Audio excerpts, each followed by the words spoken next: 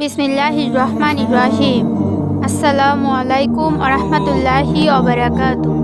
আমাদের চ্যানেলের প্রিয় বন্ধুগণ, আশা করি আপনারা সকলেই মহান আল্লাহ রাব্বুল আলামিনের অশেষ মেহেরবানি ও দয়ায় সবাই অনেক ভালো আছেন।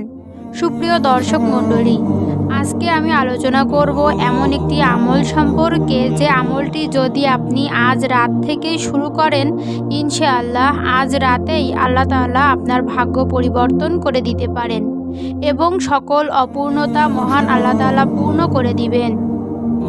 প্রিয় দর্শক, ভিডিওটি অত্যন্ত গুরুত্বপূর্ণ একটি ভিডিও, তাই আমি আপনাদেরকে অনুরোধ করব ভিডিওটি না টেনে একেবারে শেষ পর্যন্ত দেখার জন্য, এবং এই রকম পরবর্তী ইসলামিক সুন্দর সুন্দর শিক্ষামূলক ভিডিও পাওয়ার জন্য আমাদের চ্যানেলটিকে অবশ্যই সাবস্ক্রাইব করবেন। আর যারা অলরেডি সাবস্ক্রাইব করেছেন তাদেরকে অনেক ধন্যবাদ। তো চলুন শুরু করি। প্রিয় দর্শক, আজ আমি আলোচনা করব এমন একটি আমল সম্পর্কে, যে আমলটি যদি আপনি আজ রাত থেকেই শুরু করেন, ইনশাআল্লাহ মহান আল্লাহ রাব্বুল আলামিন আপনার ভাগ্য পরিবর্তন করে দিবেন, আপনার সকল অপূর্ণতায় পূর্ণতা দান করবেন। তবে আমলটি করতে হবে পরিপূর্ণ বিশ্বাস ও ইখলাসের সাথে। আপনাকে বিশ্বাস করতে হবে সব কিছুর মালিক আল্লাহ তাআলা, তার সাধ্যের বাইরে আর কিছু নেই।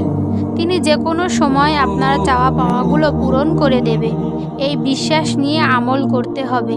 তিনি অবশ্যই আপনার দোয়া কবুল করবেন। তিনি আমাদের ডাক শোনেন।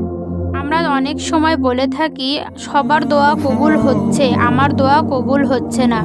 বিভিন্ন পরীক্ষিত আমল করি, তারপরেও দোয়া কবুল হয় না। এর উত্তর হলো, আপনার দোয়া বা আমলের ভিতরে কোথাও কোনো ভুল ভ্রান্তি হচ্ছে, যার কারণে দোয়া কবুল হচ্ছে না। অথবা ব্যক্তি জীবনে আপনি হয়তো এমন কোনো গুনাহের কাজের সাথে জড়িত আছেন, যার কারণে আপনার কোনো দোয়া আল্লাহ রাব্বুল আলামিনের দরবারে পৌঁছায় না। আপনার সাথে অন্য একজন আমল করছেন, তার দোয়া সাথে সাথে কবুল হচ্ছে। আল্লাহু আকবার। তার প্রত্যেকটি চাওয়া পাওয়া পূরণ হচ্ছে, আপনার কোনো চাওয়া পাওয়া কবুল হচ্ছে না। নিশ্চয়ই আপনার কোথাও ঘাটতি রয়েছে। আপনি খালেস নিয়তে ইখলাসের সাথে আমল করবেন, ইনশাআল্লাহ অবশ্যই আল্লাহ তাআলা আপনার ডাকে সাড়া দিবেন। সম্মানিত দর্শক, আপনি যদি আজ রাতেই আমলটি করতে পারেন, মহান আল্লাহ তাআলা আপনার আশা আকাঙ্ক্ষা পূরণ করে দিবেন। রাসূল সাল্লাল্লাহু আলাইহি ওয়াসাল্লাম বলেছেন, আল্লাহ তাআলার ৯৯টি গুণবাচক নাম রয়েছে। যে ব্যক্তি আল্লাহ তাআলার এই গুণবাচক নামের জিকির করবে, সে জান্নাতে যাবে।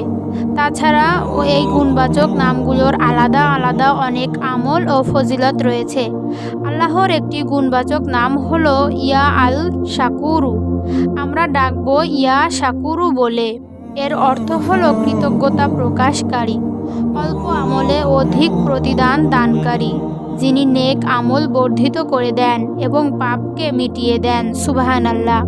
আপনি যখন মহান আল্লাহর ইয়া শাকুরু নাম ধরে ডাকবেন, তখন মূলত আপনি মহান আল্লাহর দরবারে এই ধারণাই পোষণ করবেন, মহান আল্লাহ রাব্বুল আলামিন সর্বশ্রেষ্ঠ কৃতজ্ঞতা প্রকাশকারী, যিনি অল্প আমলে অধিক প্রতিদান দান করেন, নেক আমল বাড়িয়ে দেন এবং পাপ মিটিয়ে দেন, মনের আশা আকাঙ্ক্ষা মিটিয়ে দেন।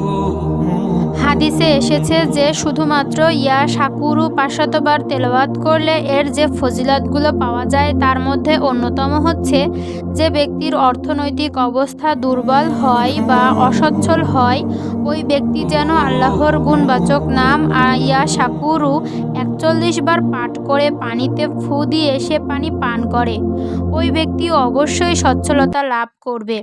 তারপর বলা হয়েছে, যে ব্যক্তির চোখের দৃষ্টিশক্তি কমে যায়, ওই ব্যক্তি যদি আল্লাহ তাআলার গুণবাচক নাম ইয়া শাকুরু ৪১ বার পাঠ করে পানিতে ফু দিয়ে সেই পানি দ্বারা চোখ ধৌত করে বা মুছে নেয়, ইনশাআল্লাহ মহান আল্লাহর এই নামের বরকতে তার চোখের দৃষ্টি অটুট থাকবে। যে ব্যক্তির অন্তরে আলো কমে যায়, যে ব্যক্তির দিলের মধ্যে অন্ধকার চলে যায়, গুনাহের কারণে কলবে দাগ পড়ে যায়, সে ব্যক্তি আল্লাহর এই মুবারক নামটি ৪১ বার পাঠ করে পানিতে ফু দিয়ে সেই পানিটি পান করবে, ইনশাআল্লাহ মহান আল্লাহ রাব্বুল আলামিনের এই নামের বরকতে সে গোমরাহি থেকে হেদায়েতের পথে ফিরে আসবে। মহান মহান আল্লাহ রাব্বুল আলামিন মুসলিম উম্মাহকে সহি শুদ্ধভাবে আমল করার তৌফিক দান করুক। আমিন সুম্মা আমিন।